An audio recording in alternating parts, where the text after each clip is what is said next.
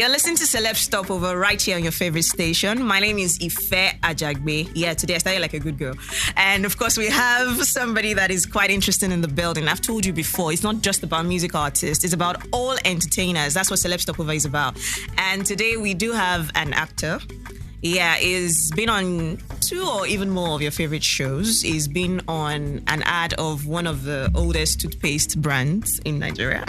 I don't want to mention their name because they did not give me money. And you might start suspecting me. But for the sake of information, we'd let you know very shortly. I'm talking about Charles Ujomu. How are you doing, Charles? I'm fine, thank you. Charles is an actor, is a model. I have a feeling he has worked in the corporate world for a bit. Yeah. No.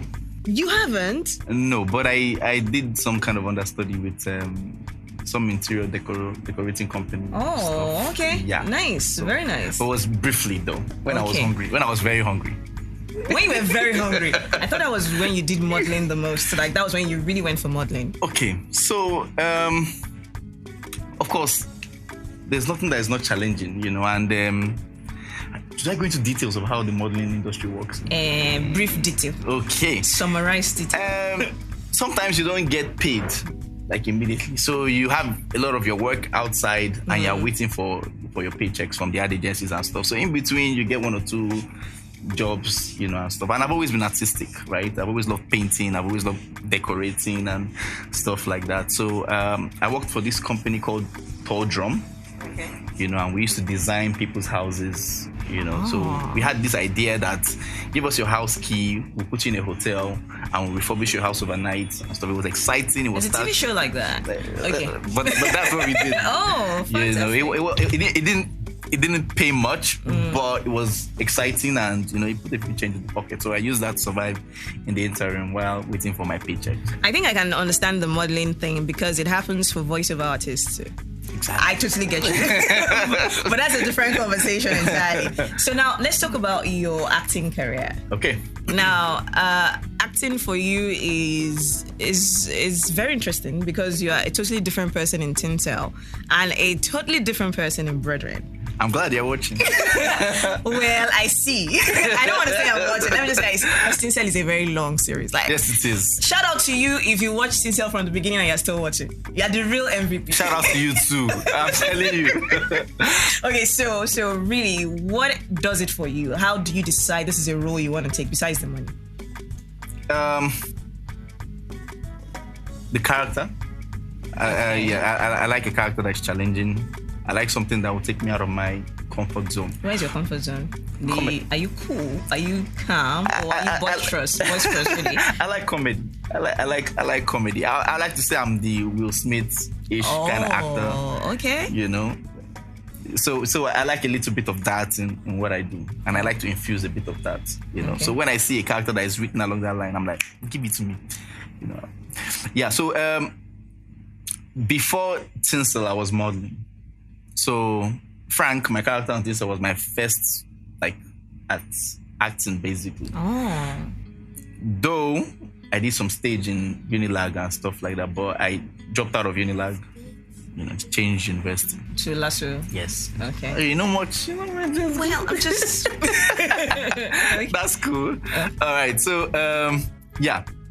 So, I haven't been modeling for a very long time. I'm a very hands-on kind of guy.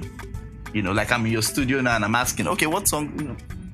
I'm into details like that. So if I'm in any project or commercial or whatever, I like to see what's happening beyond behind the camera, behind the scenes. I like to put whatever input I can put. Something is a bit forward, but I think the whole thing is a web and anybody can contribute. So I like to do that. So while modeling, I got a few experience just understanding how commercials work, how shooting went, and stuff like from TV commercials, and I met this, there's this commercial I did for MTN. Is it okay to call it? What's the name of the campaign? It's the 10-year anniversary one where I was singing. Oh, okay. We just want to say thank you. I didn't know you sang. Anyway, that was that commercial. So the producer at the end of that commercial was like, yo, I think you should go into acting. You're really good at this. I'm like, acting with all those lines and stuff.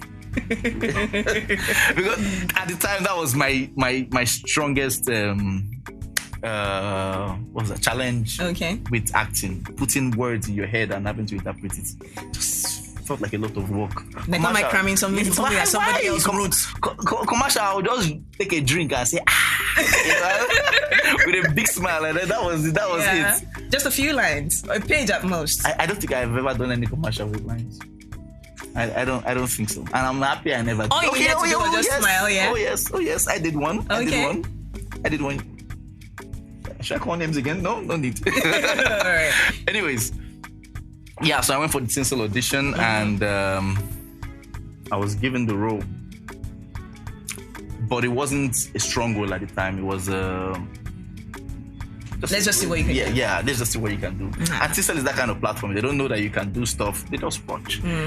You know, and they keep trying you. They give you 2-liner in a scene, 3-liner in the scene, see how you pull it off. And people at the box are just watching, okay, this is what we have to say, you know, and stuff like that. So it took a while for me to have my first line, but I got it, but I bombed it. It was horrible. It was horrible, but I didn't want to stop. I was always learning.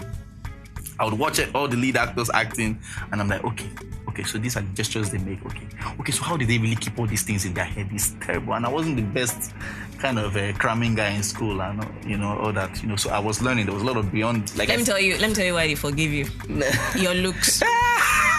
Something had to make up for something. It's a total package. So you'll be able to. Some people can probably deliver the lines better, but it didn't look as good as it. At least he gets it after the 20th take. Let me tell you why. Let me tell you why they forgave me. Okay. Right? I'm committed. Oh. And I have a habit for coming on time, being committed. Like I said, I'm a hands-on kind of guy. Do a quick one. There's a guy whose music you absolutely love. We have to play music on the show. Okay. So that would be who right now? What are you feeling right now? I've always felt him, and I always thought that the guy is underrated. It's Wande Cole. That guy is a true artist. Don't be saying things like that about Wande Cole. Wande Cole is not underrated. When Wande Cole decides to bless his fans with music, his fans accept it, rave about it, and when he decides to go and sleep, he goes to sleep. He's not underrated anything. Leave Wande alone. No. Wande is not under. We rate him the way we're supposed to rate him. See, there are a few Nigerian artists that I have their full album on my phone or my laptop or whatever. You have albums on your phone? Yeah, I get the whole thing. That's well, I'll listen to you, know what you're all about, because I believe for you to sit down and put together an album, it means you have a message you want to send. So I want to know what that's about. So I have Fireboy and I have Wande Cole. Okay, we'll talk about the size of your phone memory very shortly. So the song you want us to play right now is Again. Yes, let's listen to it again. By Wande Cole. Right here on Celeb Stopover. You're still listening to Celeb Stopover, and we have Charles Ujomu right here in the building. What's up, Charles? I'm good. I like what you're wearing. You look good. I mean, it can go wrong. It is something that if we, put it on a rack and say, wear this, I'll probably look at and say, maybe not. I don't know. Like, I just feel it's one of those kinds of outfits that can go wrong. So it depends on who is wearing it. For some people, it could just go. So please, if you see something on somebody, don't say, "Oh, I'm going to wear absolutely the same thing." Get a stylist. So that means I pulled it off. Yeah, you pulled it off well. Yeah, very nice, very nice. So now let's talk about the movie industry in Nigeria. Okay. It's been growing since forever. We were living in bondage. We were released out of bondage. You know what I mean?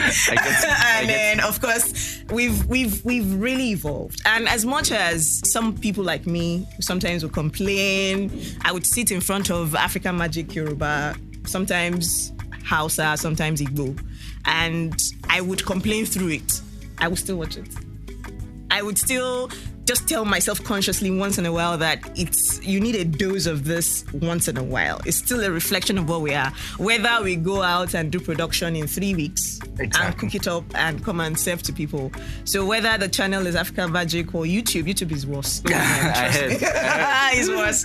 Whether it's African Magic, because on YouTube now, the latest gist is this. Anybody that wants to have money let me talk about Yoruba movies. I don't know about other movies. There must be some element of they went to herbalists. If you are going to be really, really wealthy on a YouTube movie, there must be herbalists involved in your money, or you use your child for jazz, or something like that must happen. I'm not sure if that is really a reality. I don't really know people that use their children for jazz personally. Not like if I walk down the road, I'm not sure I'll see one. But those are the kinds of stories we still tell. So what do you think we need to do better in our movies? Okay. First of all, our Nigerian story, we can't really take away the fetish from it. It's hard.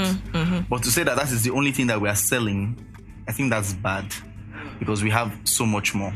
I think we have a lot of romance going on. I think we can sell that. I think we love weddings. Yes, I think we love weddings. I think we have a lot of politics going on that we can sell. I think we have history that we can sell. So far, I think when it comes to production of movies, we are just taking the easy way out. And what I've observed is that it has also affected the people that we see on screen.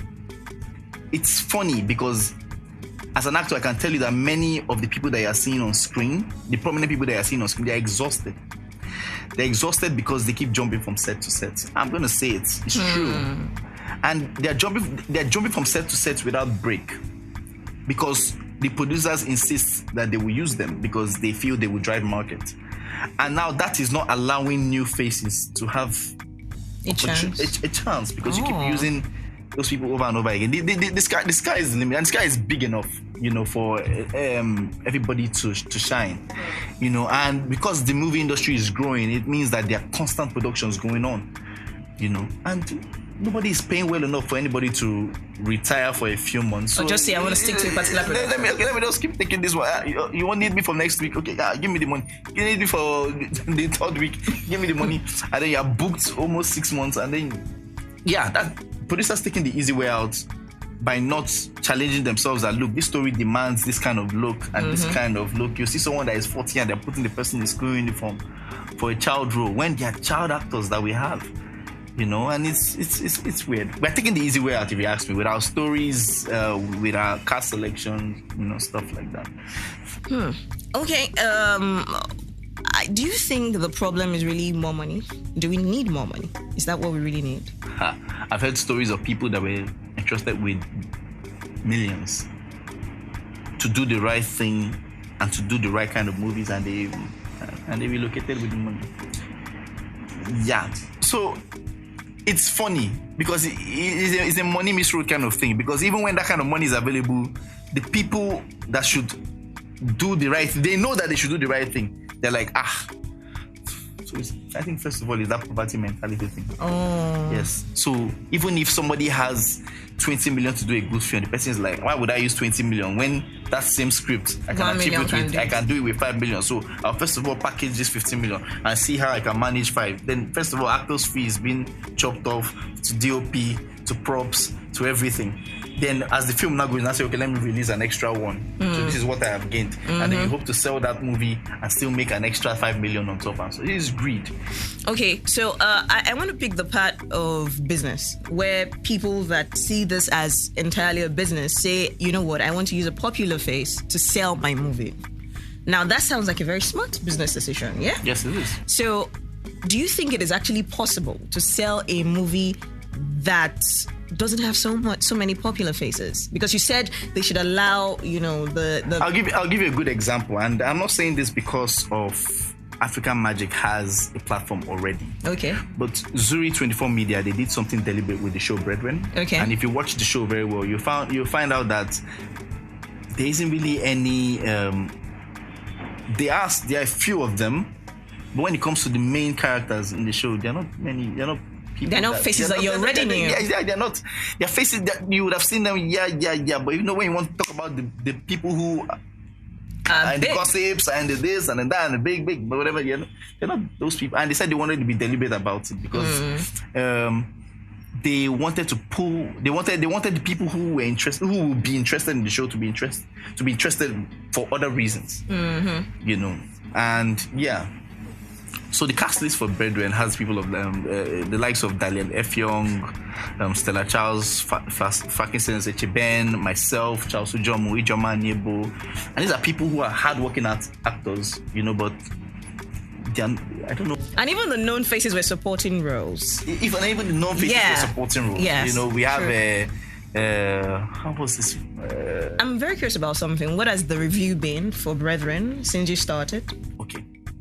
I'll start from my house because my wife is not someone who watches terrestrial. Not even cable. She hardly.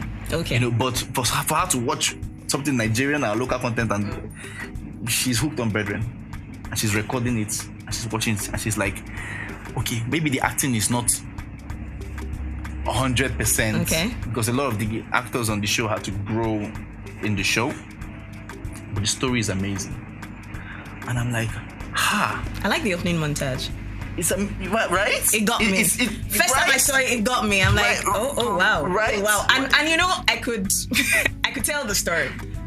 I could. It actually told a story.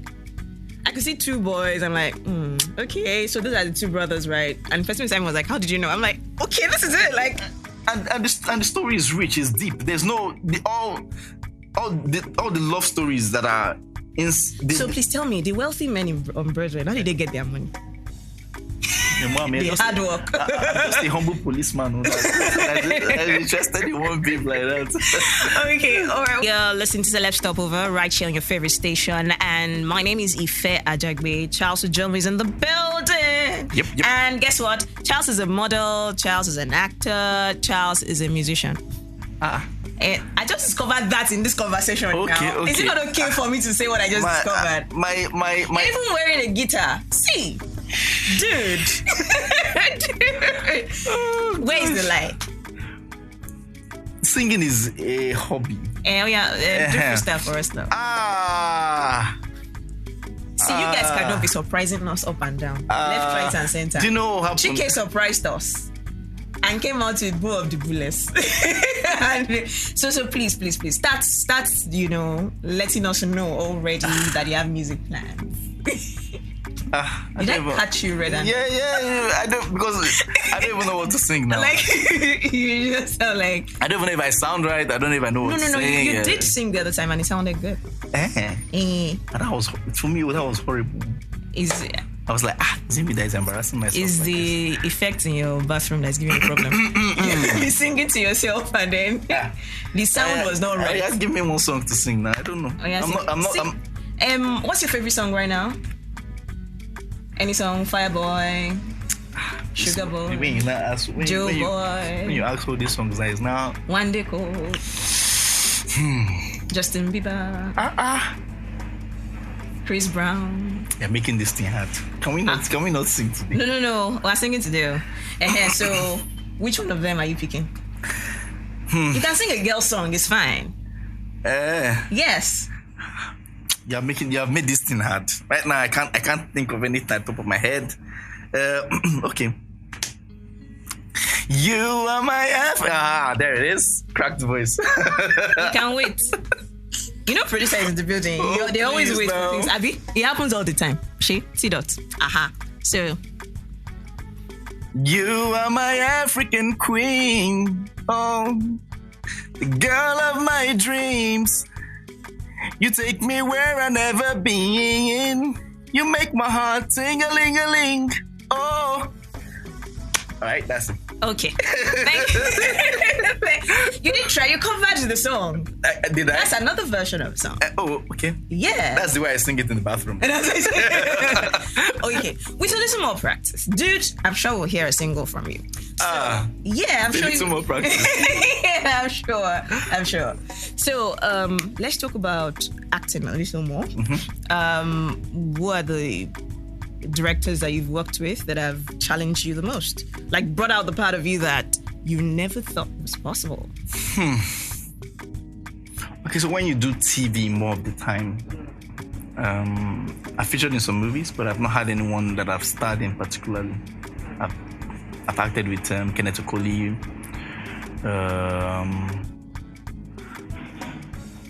Zakoji. why do all these names elude me now? I totally understand. A lot of them. So I've featured, but I've not particularly played lead in anyone. But I've done more TV, so I've had more experience doing TV. And TV, when you talk about your directors, they are more technical directors as against performance director. Not saying that I haven't had performance directors in movies, but you know, the way we shoot in Nigeria, it's funny.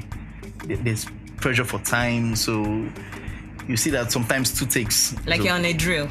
Exactly. So sometimes it feels like 2 takes is enough. The point of the scene has been made, right? You know, but I'm going to talk about somebody that I'm sure you know, and his name is Director Larry, and he's amazing because he's the first performance director I've had to work with. Oh, okay. Yeah, and he'll make you do it again till you do it right. TV, when you're shooting for TV, you can't really afford that, but it's good that you have someone like that also on board when you're shooting TV too. So you guys are not just shooting basketballs. Yeah. You guys are not just shooting basketballs. Yeah. So let's talk about money. Money. Yes, money. So where is the pay higher? TV or the regular productions, the feature films? For me personally, the money has been more on TV. Okay. Yeah. For movies, like I said, it's always profit. So far, what I've observed though, it's profit driven a lot. Like it's the priority. Well, the thing is the way the industry is, and it's also important for people that are coming in to know what they're coming into. A lot of times, people see the glitz and the glam, and they believe that, you know, all I just need to do is get on the screen and I am made. Mama, I made it. So, really, is it that basic? Is it that simple? Don't be deceived. You know, even if it's like commercials too. Sometimes you get a deal that is worth, let's say, 5 million. Let's just say, and sometimes the same company can approach you with a different package for something that is as small as 50K.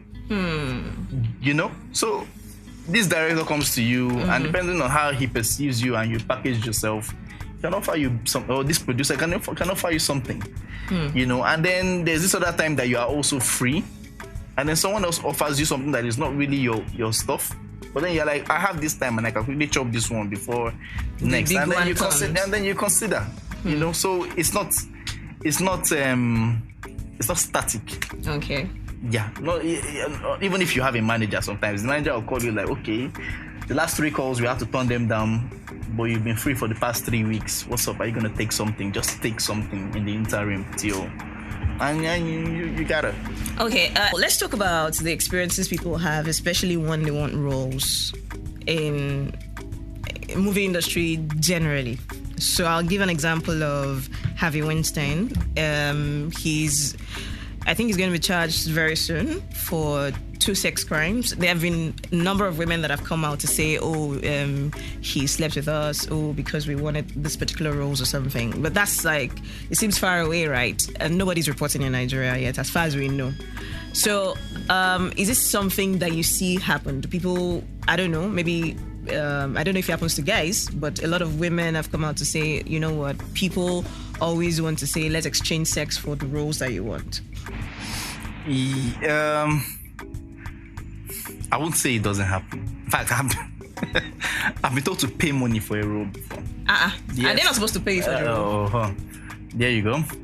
So it was a time, and I heard that stuff used to, you know, it still happens. It's just it's a jungle out there. Thank you. When I think about it, it really pisses me off. So forgive me. It's a jungle there, and everybody's praying. You know, you see someone that is desperate. Wow. And then, so there are ladies who they just want to be on screen. Yeah. And if you ask me, they don't make it easy because the guys that are in charge are, you know, they have access also. And I'm not saying that they misinterpret or anything, because if it's not this actor that they're harassing sexually, it's probably their neighbor's daughter. It's probably just anybody. So it's not peculiar to actress or the actor. It's just that this is how they are. And then you are now hovering, hoping. And I'll blame this to the fact that we don't have a management system for talent. Exactly. We don't have enough of it to cater for the amount of actors that we have. So you don't have that bridge between actor, producer, actor, director, So if somebody wants something and they're like, oh, this is that director, you just WhatsApp the person up, and that can lead to anything. So if your agency had been negotiating on your behalf, that wouldn't even come up? No, that won't come up now. Because the agency... It's not part of the negotiation. Yeah, the agency will hear rubbish like, for me to have this your actor on this film, bring 20,000. And the agency is like, I want to cost. And the agency will like... and then the agency won't come and tell me, give me those details. So I don't... You're spared. Yeah, So that is what I think exposes us to that kind of thing. Most guys,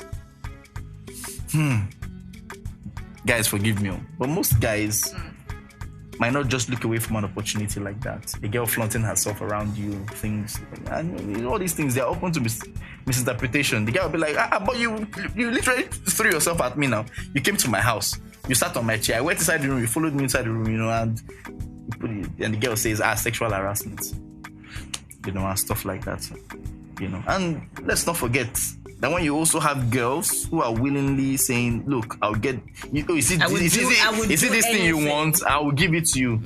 And the guy has had like 5, and then the 6th one is saying no. It's now like, okay, it's the same, it was just the same movement now. So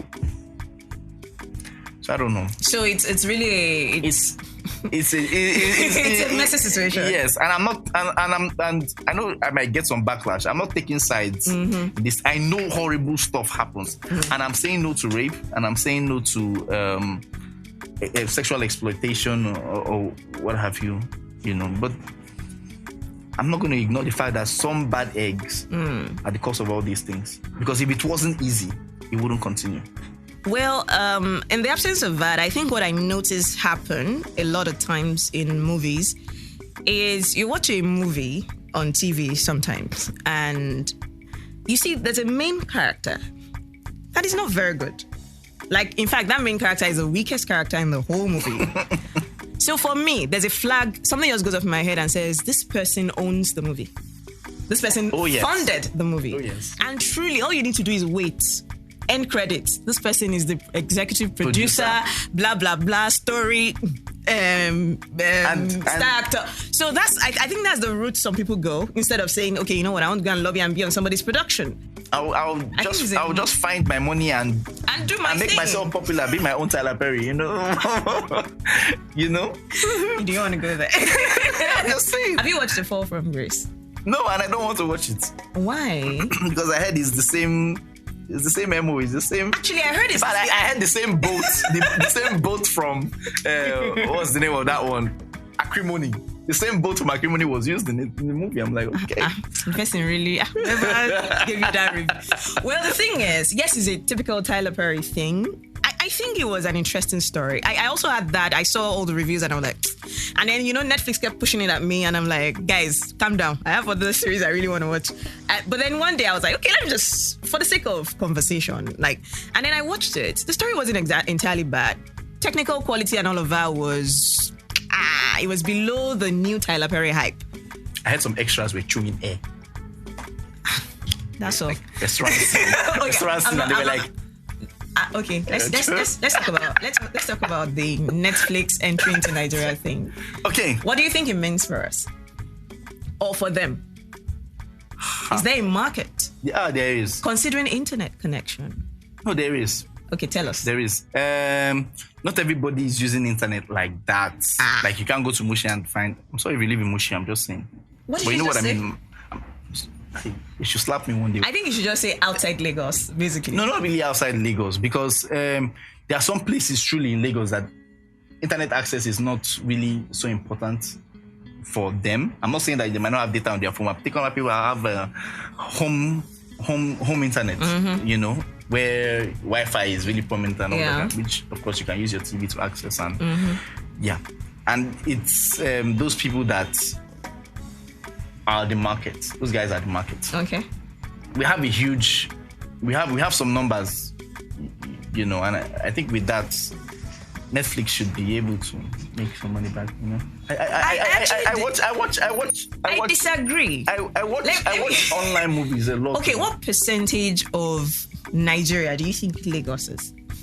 So, assuming that there were 20 million people in Lagos, including children that are not even on Netflix, yeah? Or that don't have the money to pay for Netflix. So, and then let's assume that we're still using that old figure of 180 million, 180 million people, knowing that we're probably more than that. That's 20 out of 180. That's 160 people in other states. Okay. Where there are actually free channels. You can watch TV. Because the thing about Netflix is cheaper than subscription for a number of cable, subscribers. Yeah. But there's still internet. So it's like two things. You're subscribing for Netflix itself, and then you have to get internet to watch it. Trust me, I watch Netflix. Now, let me say this quickly. Yeah. These guys, they are smart business people. Tell me about it. What do you think they're going to do differently? Good. Now, if they haven't studied the amount of subscription that is already happening in Nigeria, they won't see the need. True. You have a point. They won't. They're not talking about Sierra Leone now, Ghana, and they're talking Nigeria because they saw something. Yeah, I agree. So if they say there's markets there, I'm not going to consider because I'm a user or because my neighbor is not a user. Like in my whole compound now, I will say I'm the only user. Okay. So I won't consider that because everybody else doesn't have internet or use Netflix that means it's not selling. They are selling. I totally agree. I have a strategy for them though. So now, because good productions are actually pricey. So it means that sometimes they release episodes of some series on a weekly basis. So what I do is I wait for maybe like a full season to accumulate, then subscribe, binge watch. Okay. And then when I realize that it might take a while before my favorite series actually comes up again, I'll probably skip a month. And then the following month, they will have enough episodes of my favorite series and I can watch again. That's if they don't auto debit your card. No, I don't let them. So they don't. Okay. Oh, they do if you set it at that. If you set it at that, they will. But if you don't, sorry. Well, if you don't, they won't. They won't. Well, I think there's money for them to be made here. It's just that, we that are in Nigeria, we don't really celebrate our own. But there are a lot of people out there that celebrate African content. Nigerian content. And I think the South African content is really nice. Queen Sono. Yeah, it's really lovely. Really lovely. I heard. But there are only 6 episodes. How dare you guys? I don't have all the information, but I heard that they've commissioned a movie or a series. Netflix, South Africa. It's already airing. I've watched 6 episodes. There's another one. Yeah. Oh wow. Yeah. Queen Sono is nice. Pearl Thusi actually totally surprised me. I didn't even know that she could act that well. And I didn't see her as an actor per se. Like I saw her in Quantico. Okay. But I just didn't see, there was this side of her that came out here and she was the main character. So it was just on a totally different level. And the stuff that they are shooting in the SA is Nigerian content. That's the point I was trying to make. Oh my. Yeah. No. Yes. No. Oh yeah. Are we going back to that period when they used to shoot commercials that are Nigerian commercials? I'm guilty of it. I've done. Or music videos. Oh yes. This conversation is over. All right. Thank you very much, Charles. Thank you so much. It was nice having you on I have the a show. solution for Netflix. You do? Yes, I have a solution for Netflix. Are you giving that for free? You can give part of it. The solution is us, Sha. Let us be transparent. Me, myself, I want to eat Netflix money. So please, producers, if they give you money, don't run. Collect it and spend everything. Spend everything to do a damn good movie. Don't shock you some and say we'll manage the rest. Please, I beg. Okay, I think as a general producer expression, there's really no money. There's no money on ground. No money. There's really no money. All right, thank you very much. We'll sign out with Only You. This one is coming from Barry J and it features Davido. And in case you're wondering, who's Barry J? Well, he won an award at the Headies. And in case you still don't know, he's a late barrister's son. Yeah. The guy is actually very good. It sounds fantastic. He actually released a song, Aye Ole, and it was a big song for the longest time. So this is Only You from Barry J featuring Davido. Thank you very much for staying tuned to Celeb Stopover today. Thank you very much, Charles. This show was packaged by T.Dot at I Am Unbeaten. Check at I Am Unbeaten out on Instagram. And big shout out also to the guy who's responsible for the video. You're going to see a fuller package actually on YouTube. You're not going to listen to the whole conversation on radio. So check out the YouTube channel, Celeb Stopover, and the video, it's courtesy Dale Greenix. That's at DaleGreenix. And of course, we're also saying big shout out to our researcher and publicist, and that's talking about DG Plug at DG Plug on social media. My name is Ife Ajagbe. Enjoy a beautiful, beautiful, beautiful day.